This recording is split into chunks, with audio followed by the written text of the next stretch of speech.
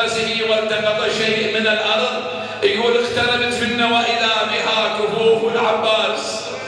يقول ما انتظر ينزل من الجواد، سقط على وجهه على جسد أبي الفضل العباس. والله هو عليه يصيح يا هلال السعد، والله انت زور خيامنا وانت العمل، انا بمن اتنخى يا ابو فاضل بعد، او عقب عينك من حامل عايله، جعلنا من الخيام ليل عنكم يحسين.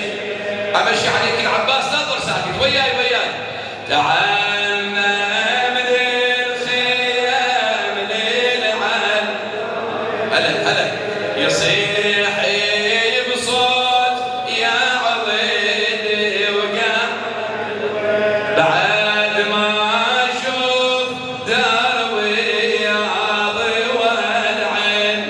يا خويا الكون كله بعيني يظلم. يقول جلس إلى جانبه مسح عنه الدم والتراب وأكن لسان حاله يقول له يا خويا العلم وين جودك، أنا قلب يا كتر طاحن زنودك، ابو فاضل زمان يم يعودك، وشمل اللي تشتت بيك يلتم. انا يا خويا منين جتني الرمية، يا خويا الساعة وقع بيتي، يا خويا الساعة عدوي شمت فيه، واشوف انك يا ابو فاضل مطبر.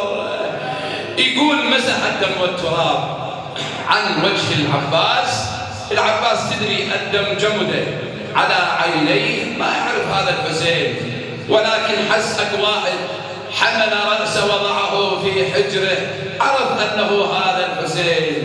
هناك رمى برأسه على الارض مرة اخرى، 3 مرات الحسين يشيل راسه ويخليه بحضنه.